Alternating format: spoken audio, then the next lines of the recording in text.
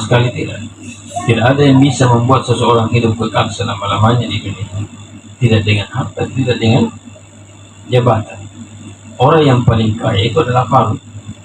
Qarun itu Allah Subhanahu wa taala berikan dalam Al-Qur'an kekayaannya dan mengatakan wa atainahu minal kunuzi ma inna mafatihu latanu bil usbatil quwwah, sehingga disebutkan dalam satu riwayat bahwa 40 orang kuat itu tidak ada yang bisa bawa kunci kudanya Qarun, semakin banyaknya hartanya.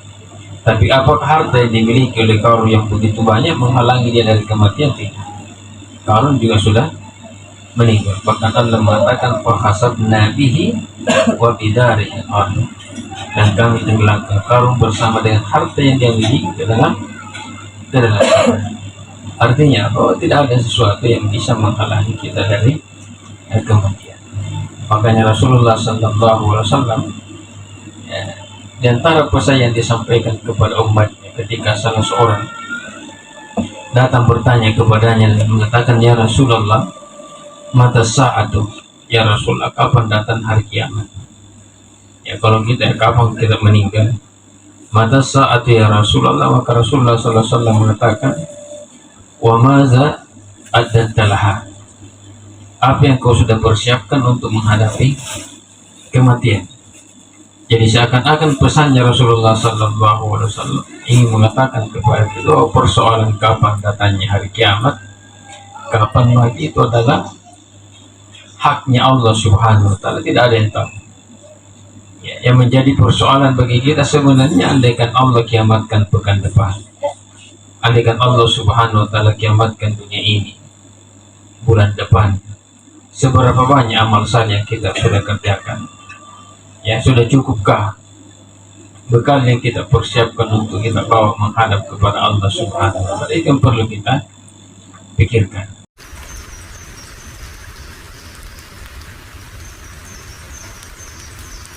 Orang yang asing ataukah seperti orang yang melakukan perjalanan?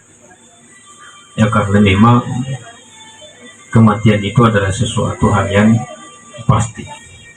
Artinya tidak ada di antara kita kecuali pasti akan mengalami dan yang namanya kematian. Bahkan kehidupan kita semakin hari semakin dekat dengan kematian. Kata Al-Hasan Al-Basri rahimahullah subhanahu wa ta'ala, innama anta yaman fa iza zahaba yawmuka zahaba ba'duk. Sesungguhnya dirimu itu hanyalah sekedar hari-hari saja. Kalau satu harimu, kata Imam Al-Hasan Al-Basri, berlalu, maka hilanglah sebahagian daripada hidupmu.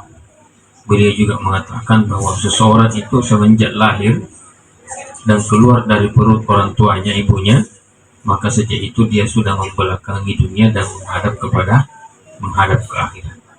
Jadi semenjak kita keluar dan lahir ke dunia ini, maka semenjak itu dunia sudah di belakang kita, dan kita semakin berjalan menuju akhirat. Dan semakin hari, maka kita semakin jauh dari dunia dan semakin dekat kepada akhirat. Makanya ya tidak tepat kalau biasa orang mengatakan bertambah umurnya. Tidak ada orang yang bertambah umurnya, yang ada semakin berkurang. Karena kalau jatah umur 60 dan kita sekarang sudah berumur 40 tahun, sisa berapa? Sisa 20 tahun. Bertambah atau berkurang? Berkurang. Tidak ada orang yang bertambah, yang ada semakin berkurang. Nah, karena semakin hari, maka kita semakin dekat dengan kematian. Semakin hari, kita semakin dekat dengan akhirat dan semakin jauh dari dunia. Karena kehidupan di kematian itu adalah suatu hal yang pasti. Bahkan ulama memperumpamakan kematian itu dalam sebuah pernyataannya, mengatakan al-mautu babun wa kullun dakhiluha. Jadi ulama memperumpamakan kematian itu ibarat suatu pintu, bahwa setiap di antara kita akan melalui dan masuk dari pintu tersebut. Dan memang faktanya, sepanjang sejarah perjalanan manusia tidak ada manusia yang abadi. Mulai dari Nabi Adam alaihissalam sampai Nabi kita Muhammad sallallahu alaihi wasallam, semuanya pada akhirnya menghadap kepada Allah Subhanahu wa ta'ala. Andaikan ada seseorang yang bisa abadi selama-lamanya hidup di dunia, maka orangnya adalah Rasulullah Sallallahu Alaihi Wasallam. Tapi Allah mengatakan dalam Al-Quran, innaka mayyitun wa innahum mayyitun. Sesungguhnya engkau Muhammad akan menjadi mayat dan mereka pun akan mati. Artinya apa? Bahwa tidak ada seseorang yang akan kekal hidup selama-lamanya di dunia ini. Ya. Dan tidak ada sesuatu yang bisa membuat kita kekal. Karena terkadang sebahagian kita dari umatnya Rasulullah, umat manusia ini ketika mengejar kehidupan dunia, mengejar pangkat, jabatan, kedudukan, harta, seakan-akan apa yang akan nanti tidak dapatkan itu akan membuat kita hidup kekal selama-lamanya. Ya, tidak ada seseorang yang hidup kekal disebabkan karena jabatan, pangkat, dan kedudukan yang dia dapatkan. Coba lihat Firaun, dia pernah berkuasa lebih daripada 400 tahun. Firaun pun meninggal. Jadi kekuasaan dan yang dimiliki oleh Firaun itu tidak menghalangi dia daripada kematian. Padahal Firaun itu kalau kita lihat, Allah bahasakan kekuasaan yang dimiliki oleh Firaun itu dalam Al-Quran, wa Fir'aun dzil autad, dan Firaun yang memiliki bala tentara yang sangat kuat dan berkuasa. Sehingga dengan itu ya Firaun berani memproklamirkan dirinya sebagai Tuhan karena menganggap dirinya tidak akan mati. Dia mengatakan, fahasyara fanada faqala ana rabbukumul a'la. Jadi kumpulkan semua orang kemudian mengatakan, saya adalah Tuhanmu yang paling tinggi. Fir'aun mengklaim dirinya sebagai Tuhan karena melihat apa yang dimiliki dari kekuasaan, dari kedudukan bala tentara yang kuat. Mungkin dia mengira dan menganggap itu tidak akan menghalangi, itu akan menghalangi dari Tuhannya. Tapi faktanya Fir'aun juga sudah meninggal. Ya, kalau kita umpamanya kita lihat kondisi sehari-hari, sudah berapa banyak presiden yang meninggal, sudah berapa banyak gubernur yang meninggal, sudah berapa banyak bupati yang meninggal. Mereka pernah berkuasa, mereka pernah mendapatkan kedudukan, pangkat, dan jabatan, tapi kesemuanya itu tidak menghalangi mereka dari kematian. Begitu pula dengan harta. Ya, Allah Subhanahu wa taala mengatakan dalam Al-Quran, wailun likulli humazatil lumazah alladzi jama'a malan wa addada. Ancaman bagi orang-orang yang mengumpulkan hartanya dan menghitung-hitung. Dia tidak keluarkan sedekahnya, dia tidak keluarkan zakatnya, bahkan yahsabu anna malahu akhlad. Bahkan dia mengira bahwa harta yang dia kumpulkan itu akan menjadikan dia hidup selama-lamanya di dunia ini. Allah mengatakan, kalla liyumbazanna fil hutama. Sama sekali tidak ada yang bisa membuat seseorang hidup kekal selama-lamanya di dunia ini. Tidak dengan harta, tidak dengan jabatan. Orang yang paling kaya itu adalah Qarun. Qarun itu Allah Subhanahu wa taala berikan dalam Al-Quran kekayaannya dan mengatakan, wa atainahu minal kunuzi ma inna mafatihu latanu bil usbati wal quwwah. Sehingga disebutkan dalam satu riwayat bahwa 40 orang kuat itu tidak ada yang bisa bawa kunci kudanya Qarun, semakin banyaknya hartanya. Tapi apakah harta yang dimiliki oleh Qarun yang begitu banyak menghalangi dia dari kematian? Tidak. Qarun juga sudah meninggal. Bahkan Allah mengatakan, fahasabna bihi wa bidarihi al-ardh, dan kami tenggelamkan Qarun bersama dengan harta yang dia miliki ke dalam Artinya bahwa tidak ada sesuatu yang bisa menghalangi kita dari kematian. Makanya Rasulullah Sallallahu Alaihi Wasallam, di antara pesan yang disampaikan kepada umatnya ketika salah seorang datang bertanya kepadanya dan mengatakan, ya Rasulullah, mata sa'atu, ya Rasulullah, kapan datang hari kiamat? Ya, kalau kita kapan kita meninggal? Mata sa'atu ya Rasulullah. Maka Rasulullah Sallallahu Alaihi Wasallam mengatakan, wa maza adzantalaha, apa yang kau sudah persiapkan untuk menghadapi kematian? Jadi seakan-akan pesannya Rasulullah Sallallahu Alaihi Wasallam ingin mengatakan kepada kita, persoalan kapan datangnya hari kiamat, kapan mati, itu adalah haknya Allah Subhanahu Wa Taala, tidak ada yang tahu. Ya, yang menjadi persoalan bagi kita sebenarnya, andaikan Allah kiamatkan pekan depan, andaikan Allah Subhanahu Wa Taala kiamatkan dunia ini bulan depan, seberapa banyak amal saleh yang kita sudah kerjakan? Ya, sudah cukupkah bekal yang kita persiapkan untuk kita bawa menghadap kepada Allah Subhanahu wa Ta'ala? Itu yang perlu kita pikirkan. Karena jelasnya mati ya pasti kita akan mati. Yang kemudian menjadi persoalan, sudah banyak amal saleh kita kerjakan ataukah belum? Ya, karena nanti di hari kemudian tidak ada yang bisa menyelamatkan kita kecuali dua, kecuali iman dan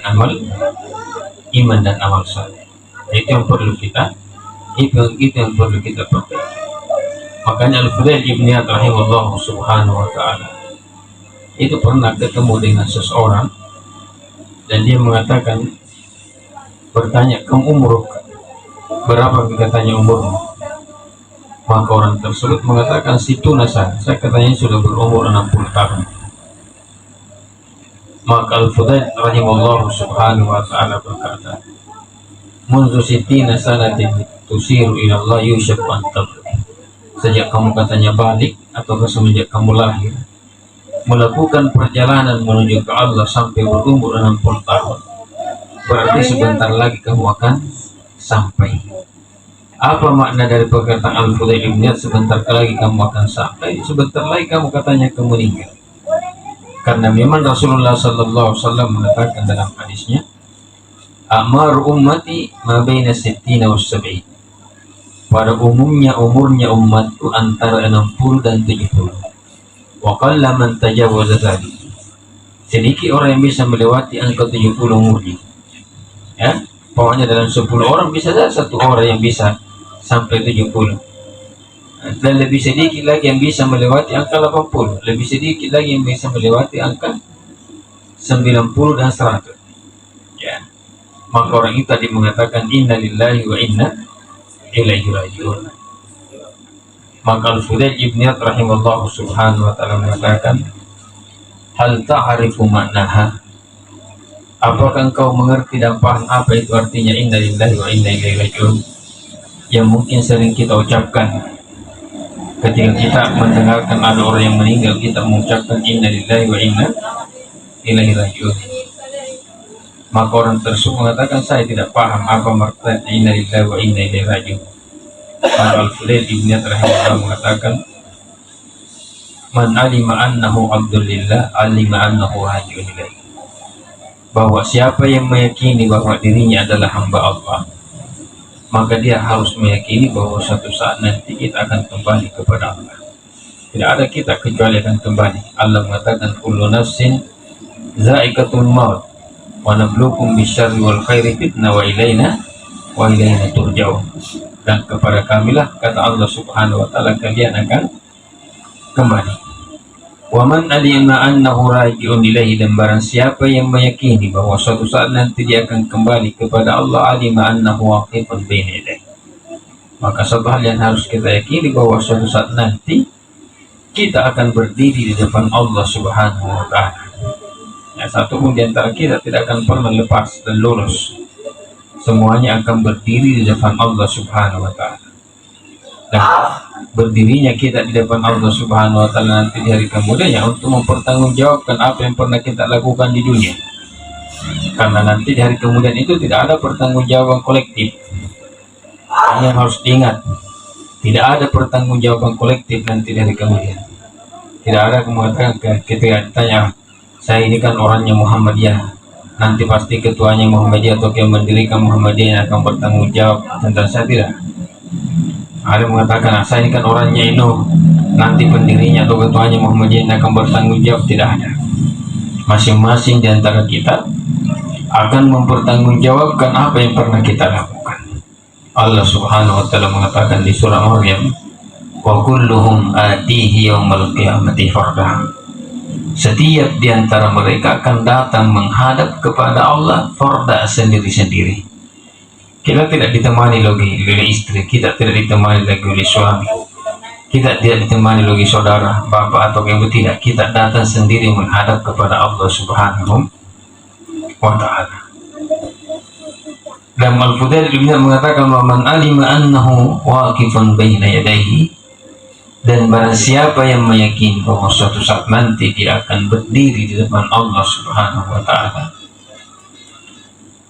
alima annahu mas'ulan, maka dia harus meyakini bahwa suatu saat nanti dia akan ditanya dan diinterogasi oleh Allah Subhanahu wa Ta'ala. Tidak ada di antara kita kecuali pasti akan ditanya oleh Allah, dan Allah akan bertanya langsung. Coba bayangkan, dari sekian banyak miliar orang akan ditanya satu-satu dan berdiri satu-satu di depan Allah untuk ditanya. Abdullah bin Abbas radhiyallahu anhu meriwayatkan satu hadis dari Rasulullah sallallahu alaihi wasallam. Rasulullah sallallahu alaihi wasallam mengatakan, "Ma minkum min ahadin illa sallim rabbuhu wa laysa bainahum jumlah." Tidak seorang pun di antara kalian kecuali Allah akan berbicara langsung dengannya. Tidak ada yang mentranslate, tidak ada yang menerjemahkan pembicaraan kita dengan Allah Subhanahu wa Ta'ala. Maka kita akan dimintai, kita akan ditanya, kita akan dimintai pertanggungjawaban tentang apa yang pernah kita lakukan, tentang nikmat-nikmat yang Allah Subhanahu wa Ta'ala berikan kepada kita, nikmat kesehatan, nikmat umur yang panjang, ataukah nikmat harta, ataukah nikmat-nikmat yang lain. Allah Subhanahu wa Ta'ala mengatakan, "Tsumma latus'alunna yawma idzin 'anil na'im." Kemudian pada hari itu kalian pasti ditanya atas setiap nikmat yang Allah Subhanahu wa Ta'ala berikan kepada kita. Jadi nikmat kesehatan kita pergunakan kemana saja, atau nikmat-nikmat yang lain yang ada pada diri, nikmat penglihatan, nikmat pendengaran, nikmat kedua kaki, nikmat mulut yang biasa kita pakai bicara, nikmat kedua tangan, kita akan dimintai pertanggungjawaban atas semua nikmat, dan sekecil apapun nikmat itu kita akan ditanya oleh Allah Subhanahu wa Ta'ala, termasuk nikmat harta. Rasulullah SAW mengatakan dalam hadisnya, "La yazalu qadama 'abdin yawmal qiyamati hatta yus'al an arba'ah." Ketika kita datang menghadap kepada Allah Subhanahu wa Ta'ala, berdiri di depan Allah, diinterogasi dan ditanya oleh Allah Subhanahu wa Ta'ala, ya, kita tidak akan mengangkat dan tidak bisa mengangkat kedua kaki kita dari hadapan Allah kecuali setelah selesai kita ditanya 4 hal. Salah satu diantaranya tentang umur, tentang harta, tentang ilmu, tentang kesehatan yang pernah Allah Subhanahu wa Ta'ala berikan kepada kita. Kemana kita pergunakan? Ya, kita habiskan harta, kita dapatkan harta dari mana, kemudian kita habiskan dalam hal apa. Semua akan dimintai pertanggungjawaban oleh Allah Subhanahu wa Ta'ala. Dan sebelum itu, ya, bahwa pertanyaan mungkar dan nakir, ya, ini kan kuburan itu, kata ulama kita adalah pintu pertama hari akhirat itu adalah kuburan. Pintu pertama hari akhirat adalah kuburan. Disitulah masa depan kita yang sebenarnya.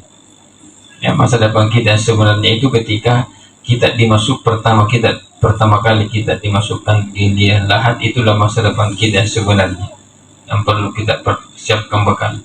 Adapun masa depan kita pada hari tua, terkadang ada orang mengumpulkan harta demi untuk masa depannya di hari tua. Saya terkadang berpikir, memang seberapa lama kita jadi tua? Bisa kita tua sampai 100 tahun? 50 tidak ada. Padahal ada masa depan kita yang sebenarnya yang perlu kita persiapkan, dimulai ketika kita dimasukkan di dalam kubur. Dan itu pertanyaannya, 2 malaikat itu cuma 3 saja. Pertama, man rabbuka, siapa Tuhanmu? Man nabiyuka, siapa nabimu? Wa madinuka, dan apa agamamu? Mungkin sepintas lalu kita akan mengatakan, kalau begitu gampang Ustaz. Ya, ini kan Rasulullah SAW bukan lagi kisi-kisi, ya. Ini sudah dibocorkan soalnya nih. Makanya kalau ada orang yang kemudian tidak berhasil menjawab 3 soal ini nanti, ya, itu sudah terlalu sebenarnya.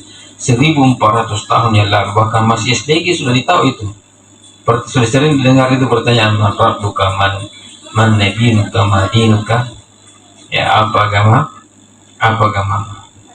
Tapi jangan kemudian kita membayangkan semudah itu menjawab kedua pertanyaan 2 malaikat yang mengatakan, Tuhanku adalah Allah, nabiku adalah Muhammad sallallahu alaihi wasallam, agamaku adalah agama Islam. Kalau selama hidup kita tidak berjalan di atas sesuai yang diinginkan oleh Allah dan dikehendaki oleh Rasulullah sallallahu alaihi wasallam, kalau selama hidup kita tidak mengikuti aturan ajaran agama, kita tidak mengikuti ajaran agama Islam, Bagaimana mungkin kita bisa menjawab bahwa Tuhanku adalah Allah Subhanahu wa Ta'ala ketika kita mendengarkan azan dikumandangkan hayya 'alas shalah, asyhadu an la ilaha illallah, tapi kita tidak pernah bergerak untuk melaksanakan salat.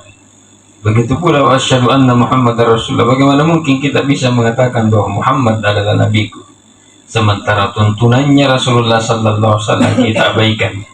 Tuntunannya Rasulullah sallallahu alaihi wasallam kita tinggalkan. Azan dikumandangkan wa asyhadu anna Muhammadar Rasulullah, tapi hati kita tidak bergerak untuk kemudian memenuhi panggilan Allah untuk melaksanakan salat. Dan harus ingat ya, bahwa pertanyaan pertama dalam kuburan itu, pertanyaan Munkar dan Nakir, adalah pertanyaan yang menentukan. Jadi kalau lolos di situ, maka bisa dipastikan pertanyaan-pertanyaan berikutnya akan tidak lulus. Tapi kalau baru pertanyaan dalam kuburan Munkar dan Nakir, 3 pertanyaan ini kita tidak bisa memberikan jawaban, maka sudah bisa dipastikan jawaban pertanyaan-pertanyaan berikutnya lebih sulit untuk kita jawab. Jadi pertanyaan pertama, menurutmu siapa Tuhanmu? Itu mudah kita dengar. Ya, tapi kan pengaplikasiannya yang mungkin terkadang membuat kita lalai dari apa yang diinginkan oleh Allah Subhanahu wa Ta'ala. Menurutmu siapa Tuhanmu? Siapa yang menciptakan kamu? Siapa yang memberikan engkau nikmat? Siapa yang menjaga kamu? Siapa yang memberikan kamu kehidupan? Siapa yang memberikan rezeki kepada kamu? Ya, itu semua rangkaian dari jawaban man rabbuka. Ya, siapa Tuhanmu? Siapa yang menciptakan? Ya, kita mengatakan Allah yang menciptakan saya. Ya, memberikan rezeki adalah Allah. Tapi terkadang kalau faktanya dalam kehidupan kita sehari-hari, terkadang masih meyakini ada sesuatu hal yang bisa melapangkan rezeki selain daripada Allah. Padahal jelas dalam Al-Quran, inna rabbaka yabsutur rizqa liman yasha'u wa yaqdir. Sesungguhnya Tuhanmu lah yang melapangkan rezeki kepada siapa yang dikehendaki dan menyempitkan rezeki kepada siapa yang dikehendaki. Ya, Allah Subhanahu wa Ta'ala mengatakan dan menyebutkan bahwa salah satu di antara sifatnya wan-nafi wa-dharr. Dialah yang memberikan manfaat dan dia yang memberikan mudarat. Dialah Allah Subhanahu wa Ta'ala yang menyembuhkan, dialah Allah yang mematikan, dialah Allah Subhanahu wa Ta'ala yang menghidupkan. Tapi ternyata dalam faktanya kehidupan kita sehari-hari terkadang masih penuh dengan keyakinan bahwa ada sesuatu selain daripada Allah yang bisa memberikan manfaat dan bisa memberikan mudarat. Faktanya terkadang kita meyakini bahwa ada sesuatu selain daripada Allah Subhanahu wa Ta'ala yang bisa menyembuhkan, atau ada sesuatu selain daripada Allah Subhanahu wa Ta'ala yang bisa menghidupkan dan bisa mematikan. Kita tidak mungkin bisa untuk mampu menjawab man rabbuka siapa Tuhanmu, kecuali nilai-nilai keyakinan kita dalam itu kita terapkan dalam kehidupan kita sehari-hari. Ketika kita meyakini bahwa dialah Allah Subhanahu wa Ta'ala Ar-Razzaq, dialah Allah Subhanahu wa Ta'ala yang maha memberi rezeki, ya maka kita aplikasikan, hadirkan keyakinan ini dalam kehidupan kita sehari-hari, bahwa tidak ada yang memberikan rezeki kecuali Allah. Kalau itu yang sudah menjadi keyakinan kita, maka kita jangan mencari dan meminta kepada selain daripada Allah untuk dilapangkan rezekinya. Jadi ketika kita mendatangi tempat-tempat tertentu karena kita anggap itu bisa melapangkan rezeki kita, itu sudah menjadi persoalan. Ya, padahal kita sudah meyakini bahwa Allah Subhanahu wa Ta'ala yang memberikan rezeki. Ini yang perlu kemudian kita persiapkan, karena nanti di hari kemudian cuma 2 tadi saya katakan, dan akan menyelamatkan kita adalah iman dan amal saleh. Iman itu antaranya meyakini man rabbuka, man nabiyuka, madinuka. Kemudian yang kedua adalah memperbanyak melaksanakan amal saleh. Dan amal saleh inilah nanti yang akan menentukan tinggi rendahnya derajat kita nanti dari kemudian di sisi Allah Subhanahu wa Ta'ala. Allah Subhanahu wa Ta'ala mengatakan dalam Al-Quran, wa likullin darajatun mimma 'amilu wa ma rabbuka bighafilin 'amma ta'malun. Bahwa setiap di antara mereka akan mendapatkan derajat di dalam surga sesuai dengan amal saleh yang pernah mereka lakukan. Semakin banyak amal saleh yang dikerjakan oleh seseorang, maka semakin tinggi kedudukan atau derajat yang akan dia dapatkan. Sehingga ketika seorang sahabat bertanya kepada Rasulullah Sallallahu Alaihi Wasallam, namanya Ka'ab ibnu Rabi radhiyallahu an, ya, dia mengatakan kuntu abitu inda Nabi Sallallahu Alaihi Wasallam, suatu ketika saya katanya bermalam di sisi Rasulullah Sallallahu Alaihi Wasallam. Kemudian Rasulullah bangun untuk melaksanakan salat. Fa'ataitu biwadu'ihi, jadi dia mendatangkan bejana yang biasa dipakai Rasulullah Sallallahu Alaihi Wasallam berwudu. Maka Rasulullah Sallallahu Alaihi Wasallam mengatakan, sal, diminta oleh Rasulullah untuk meminta dia, minta apa yang kau ingin minta. Maka sahabat itu berkata, as'aluka murafaqataka fil jannati ya Rasulullah. Yang saya minta sekarang adalah saya ingin membersamai ataukah menjadi pendampingmu nanti di dalam surga. Itu kalau menjadi pendampingnya Rasulullah dalam surga berarti derajat tinggi, karena di mana Rasulullah berada berarti dia ada di situ. Maka Rasulullah mengatakan awa ghaira tadi, ya, tidak ada yang lain yang bisa kau minta selain daripada itu. Sahabat mengatakan tidak ada, itu saja saya minta, saya ingin menjadi pendampingmu nanti di dalam surga. Maka Rasulullah mengatakan, fa inni ala dzikrika bi kathratis sujud. Kalau begitu, fa inni ala nafsik, maka bantu saya untuk mewujudkan keinginanmu dengan memperbanyak banyak bersujud, artinya dengan memperbanyak beribadah kepada Allah Subhanahu wa ta'ala. Karena tidak ada di antara kita ini kecuali pasti akan menyesal. Jangankan kita yang tidak pernah melakukan ibadah, bahkan orang yang pernah melakukan ibadah pun sekalipun pasti akan menyesal. Muaz bin Jabal radhiyallahu anhu itu pernah suatu ketika, ya, disebutkan dalam suatu riwayat, meskipun ulama mengatakan bahwa riwayatnya lemah, ya, tapi tidak mengapa dijadikan sebagai tiba. Muaz bin Jabal radhiyallahu anhu pernah suatu ketika tidak dalam keadaan sadar, dihilangkan kesadarannya. Di dalam ketidaksadarannya ternyata dia mengigau. Apa di antara igaunya? Dia mengatakan andaikan semuanya. Nah, nanti setelah ditanya oleh sahabat, ya, apa kerana yang membuat dia berkata dalam ketidaksadarannya dia mengigau, dia mengatakan andaikan semuanya. Ternyata Muaz bin Jabal radhiyallahu anhu diperlihatkan di dalam ketidaksadarannya oleh Allah Subhanahu wa ta'ala tentang pahala setengah roti yang pernah diberikan kepada seseorang. Ya, dia kemudian sampaikan, ada dulu minta roti saya kasih setengah. Allah perlihatkan pahalanya dalam ketidaksadarannya, betapa besar pahalanya setengah roti yang dia sedekahkan. Maka dia mengatakan andaikan semuanya. Ya, maksudnya andaikan dulu saya sedekahkan semua satu roti, maka tentu saya akan mendapatkan pahala yang lebih banyak dari apa yang saya lihat. Maka kalau orang yang melaksanakan ibadah saja kemudian penyesalan karena kenapa kemudian tidak memperbanyak ibadahnya, kira-kira bagaimana dengan orang yang tidak pernah melaksanakan ibadah? Allah Subhanahu wa ta'ala mengatakan dalam Al-Quran, hatta idza jaa ahaduhumul mautu qala rabbi rji'un. Ketika salah seorang di antara mereka didatangi kematian, qala rabbi rji'un, maka mereka pun meminta kepada Allah supaya ditangguhkan kematiannya. Yang ditangguhkan kematiannya, dia mengatakan, ya Allah, tangguhkan kematian saya. Ya, jangan saya dulu dimatikan. Apa yang ingin dilakukan sampai kita memohon kepada Allah dalam sakaratul maut, kita memohon kepada Allah untuk ditangguhkan kematian. Allah mengatakan la'alli a'malu salihan fima tarak. Kita akan mengatakan supaya saya bisa melaksanakan amal saleh yang dulu pernah saya tinggalkan. Kita akan mungkin mengatakan kepada Allah di dalam kesakaratul mautan kita, ya Allah, tunda kematian saya. Kalau kau tunda, saya akan melaksanakan amal saleh yang dulu belum saya lakukan. Saya akan datang ke masjid melaksanakan salat berjamaah. Saya dulu tidak kerjakan. Saya akan bersedekah. Saya akan melaksanakan salat sunnah ini, salat sunnah itu. Saya akan kerjakan amal-amal saleh yang dulu sudah sempat saya kerjakan. Tapi Allah Subhanahu wa ta'ala mengatakan, kalla innaha kalimatun wa qailuha.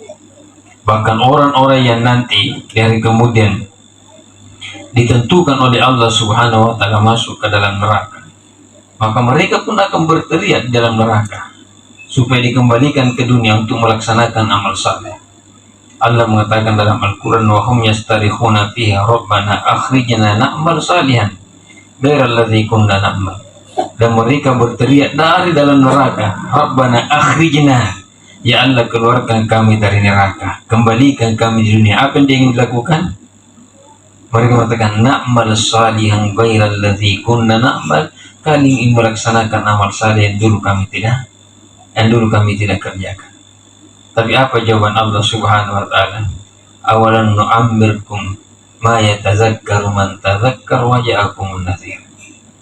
Tidakkah kata Allah Subhanahu wa taala, kami sudah panjangkan umurmu sampai 40 tahun? Tidakkah kami sudah panjangkan umurmu sampai 50 tahun, sampai 60 tahun? Tidak pernahkah sedikit kau berpikir bahwa suatu saat nanti kau akan meninggal? Ya.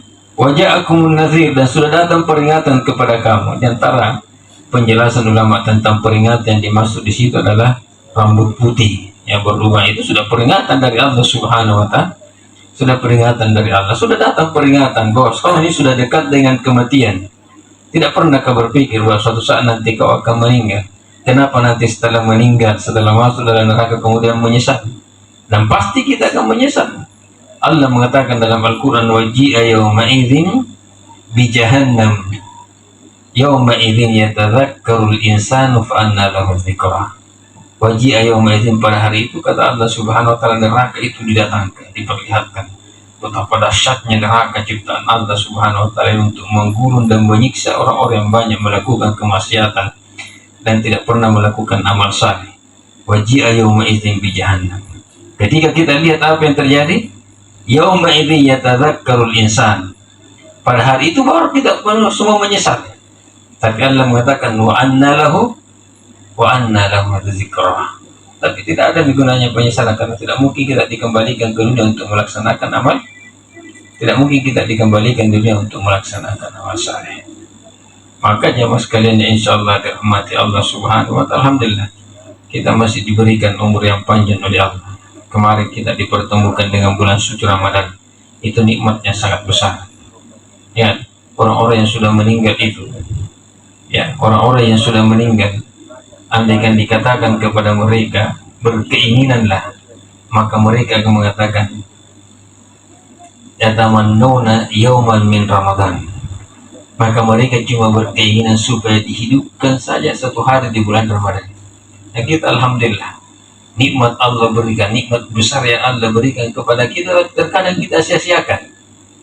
Terkadang kita sia-siakan. Bulan Ramadan berlalu begitu saja tanpa ibadah-ibadah yang berarti kita lakukan. Sekarang sudah selesai bulan Ramadan, terkadang kita berdoa, ya Allah, selalu berdoa semoga Allah mempertemukan kita dengan bulan Ramadan tahun berikutnya.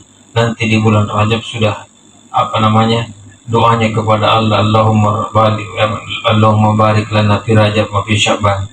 Ya Allah, berkahi kami di bulan Rajab dan Sya'ban, wa balighna Ramadan. Pertemukan kami dengan bulan Ramadan. Pas dipertemukan dengan bulan Ramadan, ternyata dia sia-siakan bulan Ramadan. Padahal itu nikmatnya sangat besar. Yang Allah tidak berikan kepada semua orang. Kita bersyukur Allah panjangkan umur kita. Masih kita diingatkan tentang adanya kematian, maka jangan kemudian melalaikan dan menghabiskan hari-hari dan waktu-waktu kita tanpa ibadah yang berarti. Saya selalu ingatkan khususnya ibadah salat, ya, karena diantara ibadah yang paling amal saleh yang paling agung di sisi Allah adalah salat. Diantara dari semua ibadah-ibadah atau amal saleh yang diperintahkan oleh Allah untuk kita kerjakan, yang ibadah yang paling agung di sisi Allah adalah ibadah salat. Maka jangan kemudian biarkan ibadah salat kita ini seperti terkadang kan ada orang melakukan salat, iya naku manyamang ina sedih masupa aja naku di sini manyamang di sini nakilokin, ya, artinya kalau bagus lagi moodnya salat lagi, kalau tidak lagi, jangan. Berat nanti bertanggung jawabannya nanti dari kemudian. Yang kita mengatakan apa tuh itu salat ruku sujud duduk kemudian takbir salam, ya, ibadah yang paling besar dan agung di sisi Allah dari semua ibadah dan amal saleh yang diperintahkan adalah salat. Saya biasa katakan di khutbah itu bahwa Tidak ada dosa yang lebih besar setelah kekufuran dan kemusyrikan melebihi dosa meninggalkan salat. Jadi setelah dosa kekufuran dan kemusyrikan itu dibawanya dengan dosa meninggalkan salat. Ya, makanya dosanya orang yang meninggalkan salat lebih besar daripada dosanya orang yang mencuri, orang yang berzina, orang yang minum. Masih lebih besar dosanya orang yang meninggalkan salat. Tapi jangkit kemudian dipahami kalau begitu tidak apa-apa, jimin yang penting salat, tidak. Artinya kalau dibandingkan dosa antara keduanya, maka dosanya orang meninggalkan salat masih lebih berat. Andai umpamanya kita dikasih pilih begini, dikasih pilihan, ada orang tidak salat tapi tidak ada orang tidak salat, tidak minum, tidak mencuri juga, tapi ada orang yang mencuri tapi salat. Ada orang tidak salat, tidak mencuri, tapi ada orang yang mencuri tapi salat. Andai kan bisa kita pilih, maka kita pilih yang kedua, mencuri pada saat yang bersama melaksanakan salat, daripada yang satu tidak mencuri tapi tidak salat. Tidak mencuri dia tapi tidak salat, nah dosanya meninggalkan salat lebih besar. Tadi ini mencuri tapi dia salat.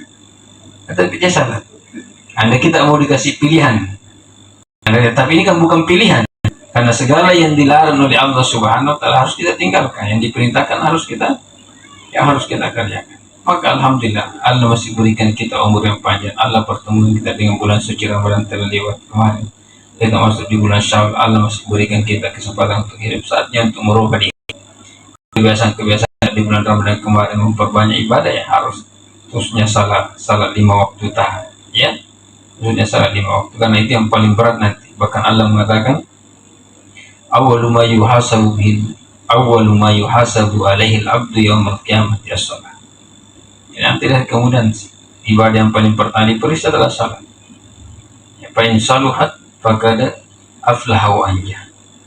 Ya, kalau salatnya baik, maka dia termasuk orang-orang yang beruntung dan selamat. Wa in fasadat, tapi kalau salatnya kemudian dosa, faqad khaba wa khasir, maka sungguh dia termasuk orang-orang yang celaka dan orang-orang yang merugi. Jadi tolak ukurnya dulu diperiksa salatnya. Makanya ulama-ulama kita dulu menjadikan tolak ukur kadar keislaman, kadar tinggi tidaknya keislaman seseorang itu, dia mengatakan perhatikan bagaimana salatnya. Dia tidak, ulama dulu tidak mengatakan perhatikan bagaimana sedekahnya, bagaimana hajinya, bagaimana umrahnya. Perhatikan bagaimana dia memperlakukan ibadah. Perhatikan bagaimana katanya ketika azan dikumandangkan. Ya, kalau ada kemudian orang nabaikan, bahkan terkadang habis waktu dulu di penuh sumpah lohor utama yang terus terai lalu terus terai di penuh sumpah yang ngasrat tama di mengaribi, dia sengaja untuk meninggalkan salat, dan itu berat nanti ancamannya Allah Subhanahu wa Ta'ala di hari kemudian. Maka ini yang perlu kita persiapkan adalah iman dan amal saleh, karena itu yang menjadi tolak ukur. Allah mengatakan, Rasulullah SAW mengatakan dalam hadisnya, innallaha la yanzuru ila ajsamikum wa la ila suwarikum wa la ila amwalikum walakin yanzuru ila qulubikum wa a'malikum. Jadi tolak ukurnya nanti dari kemudian itu bukan harta yang pernah kita miliki, bukan pesta, bukan gambar tak, bukan wajah tak, bukan kekuatan tak. Kalau yang menjadi tolak ukur orang nanti kemudian selamat atau tidak karena kecantikan dan ketampanan, kita tidak ada yang selamat. Makin selamat itu artis-artis orang-orang barat yang mancung hidungnya, kita tidak selamat. Tapi bukan itu yang menjadi tolak ukur, bukan juga kekayaan. Kalau orang-orang kaya jangan selamat, ya sesama kita semua, karena mahadilnya Allah Subhanahu wa Ta'ala yang dijadikan tolak ukur berhasilnya seseorang nanti dari kemudian selamat adalah apa? Iman dan amal saleh. Walakin yanzuru ila qulubikum wa a'malikum, dilihat adalah hati dan amal saleh. Jamaah sekalian yang insyaallah dirahmati Allah Subhanahu wa Ta'ala, orang tua kita, saudara kita, Ibu Hajah Aminah binti Haji Taha sudah berpulang ke rahmatullah. Apa yang Allah Subhanahu wa Ta'ala janjikan kepadanya, dia sudah dapatkan. Dan kita berdoa seperti doa kita tadi, apa yang dia dapatkan adalah sesuatu hal yang baik, dan Allah Subhanahu wa Ta'ala senantiasa lapangkan kuburnya dan curahkan rahmat dan maghfirahnya. Dan orang kalau sudah meninggal, ya seperti kita tahu Rasulullah SAW mengatakan, iza mata ibnu adam in qata amal, Orang kalau sudah meninggal itu ya terputus amalnya. Amalnya yang terputus, ini yang harus diperhatikan. Jadi redaksi hadisnya Rasulullah mengatakan amalnya terputus, bukan pahala. Dia boleh saja berhenti bersedekah karena sudah meninggal. Boleh berhenti dia melakukan kebaikan karena dia sudah meninggal. Tapi pahala sedekahnya bisa saja tetap mengalir. Pahala kebaikannya bisa saja tetap dia mengalir. Akan Rasulullah mengatakan illa min salas. Maka ada 3 hal yang perlu kita perhatikan yang menjadi bagi kita ini keluarga yang ditinggalkan. Ada hal-hal yang perlu kita perhatikan yang bermanfaat bagi orang yang sudah meninggal. Pertama yang dibutuhkan dan diperlukan oleh orang yang sudah meninggal itu adalah doa. Ya, doa. Doanya siapa? Doanya kita semua. Doanya orang-orang yang beriman. Allah mengatakan, "Walladzina ja'u min ba'dihim yaquluna rabbana ighfir lana wa li ikhwanina allazina sabaquna bil iman wa la taj'al fi qulubina ghillan lil ladzina amanu rabbana innaka ra'ufur rahim." Doanya siapa? Doanya ya ulama, doanya kiai. Ya, makanya itu di setiap khutbah itu kan biasanya khutbah kedua itu pasti khatib membaca Allahumma ighfir lil muslimina wal muslimat wal mu'minina wal mu'minat wal ahya'u minhum al amwat. Itu didoakan mereka, orang-orang yang sudah meninggal dari orang-orang yang beriman atau yang masih hidup. Doanya siapa? Ya doa keluarganya yang dibutuhkan. Dan yang paling penting itu adalah doanya anaknya almarhum anaknya. Tapi ada kemanakannya. Berarti kemanakan itu. Kemanakan itu yang berapa bersaudara beliau almarhum?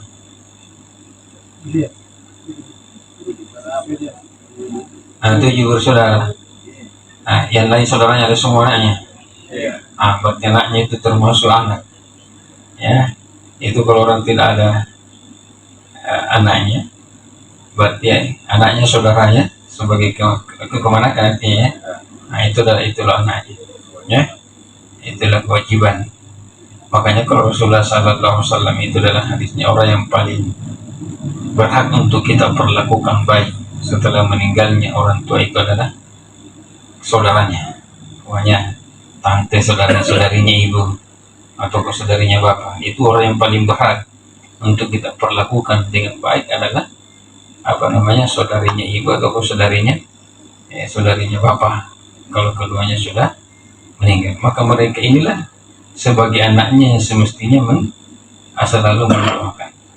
Kenapa anak? Karena Rasulullah SAW mengatakan dalam hadisnya, yurfa'ul abdu darajatuhu yaumal qiyamah. Jadi ada seorang hamba nanti dari kemudian setiap saat derajatnya kasih tinggi sedikit diangkat lagi. Kemudian dia bertanya kepada Allah, anna li hadza ya Rabb, dari mana saya bisa mendapatkan derajat ini? Maksudnya saya kan tidak pernah melakukan amalan-amalan yang memungkinkan saya mendapatkan derajat seperti